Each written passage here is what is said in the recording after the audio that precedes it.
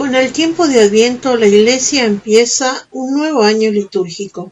Este tiempo está especialmente orientado a representarnos la larga espera del Redentor prometido.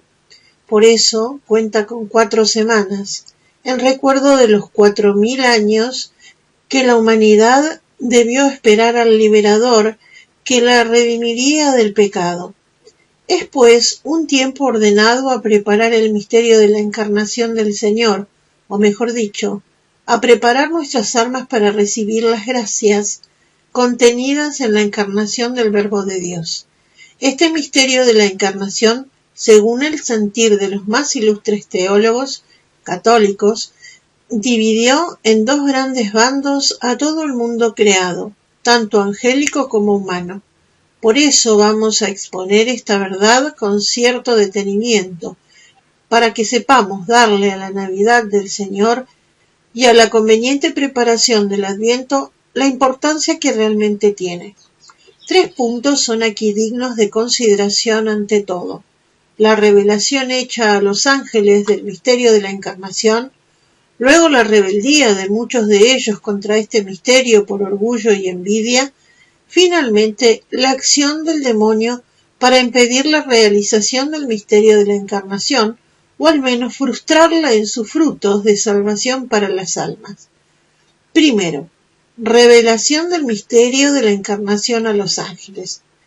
Dios, al crear a los ángeles en sus variadísimas especies y ordenados en sus jerarquías y coros, los elevó al orden sobrenatural, adornándolos con las virtudes infusas y dones con cuya ayuda debían merecer el cielo. Pero la revelación nos dice que no todos los ángeles lo merecieran. Un gran combate hubo en el cielo.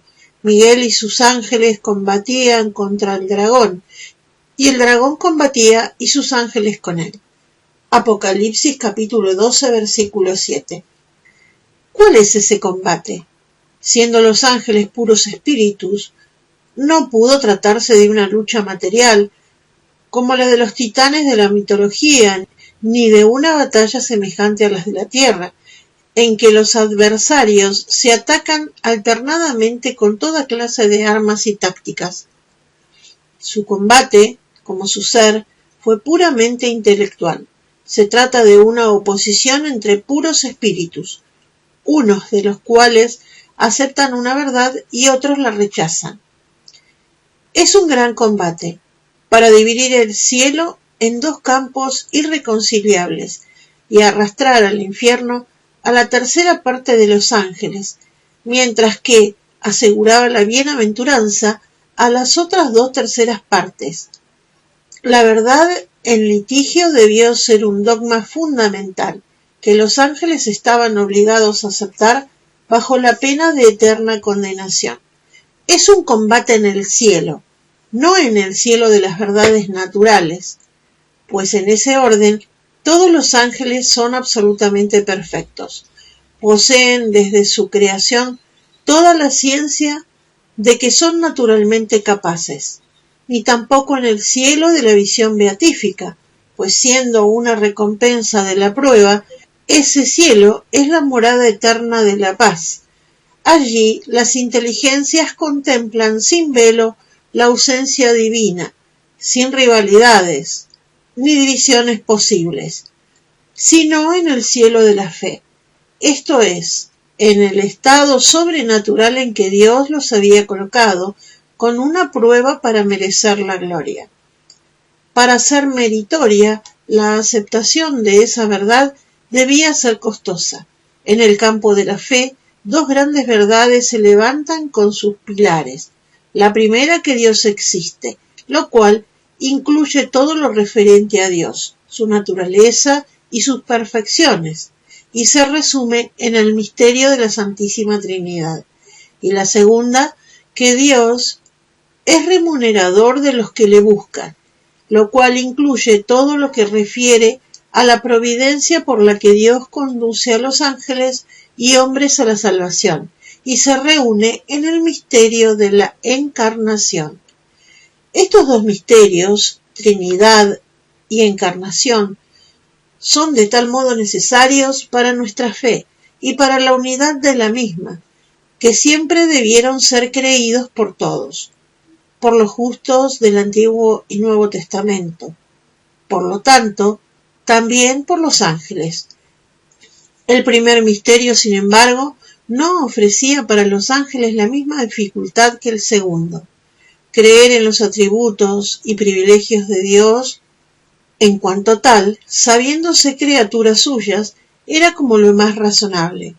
Pero admitir, merced al misterio de la encarnación, una superioridad de los hombres sobre las naturalezas angélicas, eso es lo que pareció repugnar a muchos espíritus celestiales. Segundo, rebeldía de muchos ángeles contra el misterio de la encarnación. Eso fue, pues, lo que sucedió. Dios reveló a los ángeles el magnífico misterio de la encarnación, en virtud de la cual Él mismo se haría hombre, y de Él deberían recibir todos, tanto hombres como ángeles, la gracia que los coronaría con la visión beatífica. La aceptación del reinado de Cristo y de su Madre fue la condición puesta por Dios a los ángeles para llegar a la bienaventuranza. Es ahí donde Lucifer se rebeló. La proposición de esta felicidad suprema se hizo por medio de nuestro Señor Jesucristo, por la adhesión al misterio de la encarnación. Es probable, porque ¿cómo concebir que nuestro Señor sea el Rey de los ángeles sin que hayan consentido a su reino? Así se entiende mejor todas las expresiones de la Sagrada Escritura: Rey del cielo y de la tierra, Rey de todas las cosas, se me ha dado todo poder en el cielo y en la tierra. Por su propia esencia y naturaleza le corresponde la dominación sobre todas las cosas. La carta de San Pablo a los Colosenses, capítulo 1, versículos 15 al 20, es explícita sobre el reino de nuestro Señor sobre los ángeles. Lucifer, en efecto, había sido creado por Dios como el máximo lugarteniente de Dios en la creación. Se dio cuenta de que Dios había impreso en la creación la regla de que todo ser inferior debe ser gobernado por el ser superior. De este modo, toda la creación material debía ser regida por la creación espiritual, y entre los ángeles mismos, los inferiores debían ser gobernados a su vez por los superiores. Lucifer era la cumbre de todo el mundo angélico, y como tal, le correspondía ser el ángel prepuesto al gobierno de todo el universo.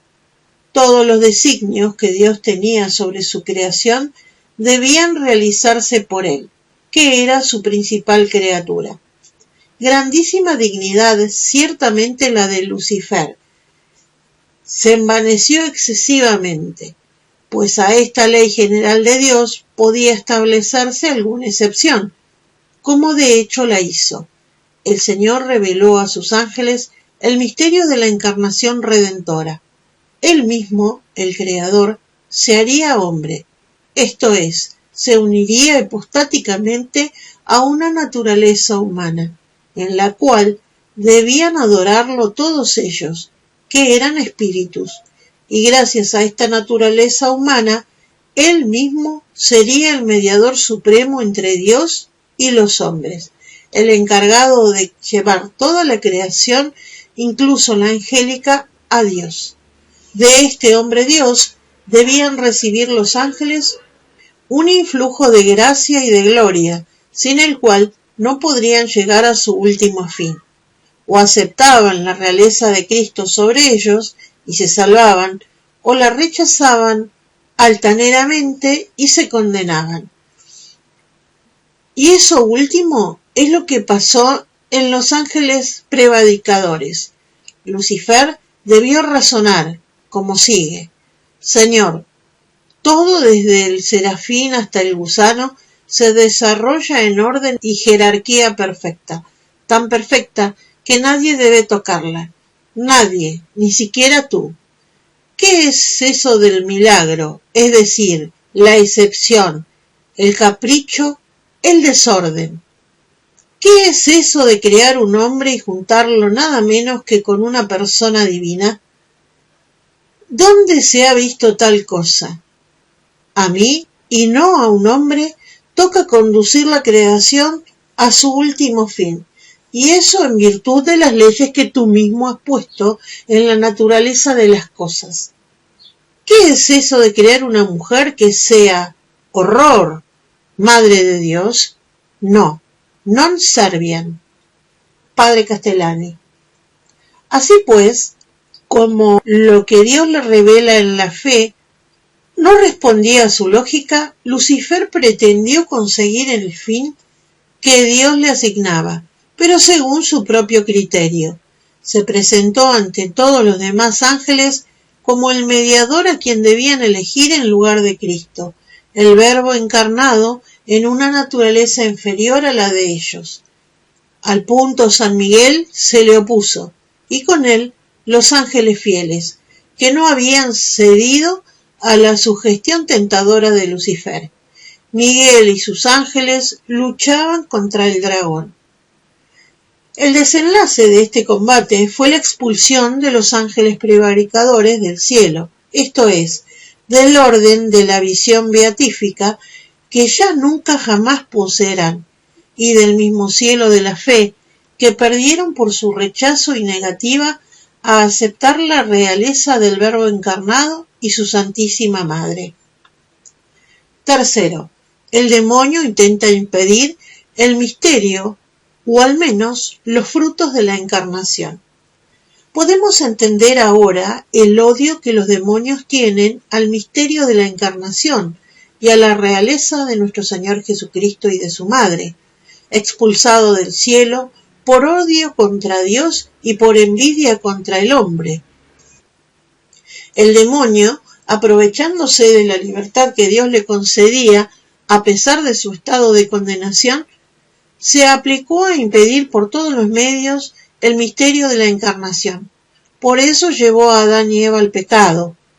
Pero en el mismo paraíso Dios le anunció, por segunda vez, que el Verbo encarnado saldría de la misma raza que él presumía haber vencido.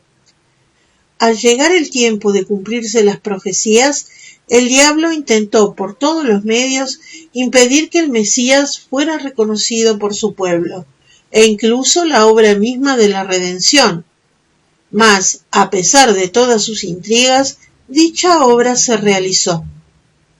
Desde entonces el demonio se dedica a contrariar al menos el misterio de la encarnación en sus admirables efectos de salvación y redención para las almas. Hace cuanto puede contra Cristo, contra su Santísima Madre, contra la Iglesia y la sociedad cristiana, edifica su propia ciudad, contra la ciudad de Dios, precediendo todas aquellas empresas que ponen freno o incluso destruyen la acción de la Iglesia en el mundo, mediante las tres concupiscencias desordenadas que observa en el hombre. Intenta esclavizarlo a su poder, apartarlo de Cristo, de la gracia, de la virtud. Es el misterio de iniquidad, ya que está en acción desde el tiempo de los apóstoles. Son las dos banderas, los dos campos. Quien no está conmigo, está contra mí. En esto se resume teológicamente toda la historia. Conclusión. Pues bien, sabiendo estas cosas, nosotros debemos ponernos resueltamente del lado de nuestro Señor Jesucristo, del lado del misterio de Cristo, del lado del gran misterio de la encarnación redentora. Para eso, empleemos bien el tiempo de Adviento según la intención de la Iglesia, preparándonos a recibir dignamente a nuestro Redentor. Con este fin, intentemos tener más oración, rosario en familia, lectura piadosa, meditación y menos diversión, internet, cine, películas, salidas.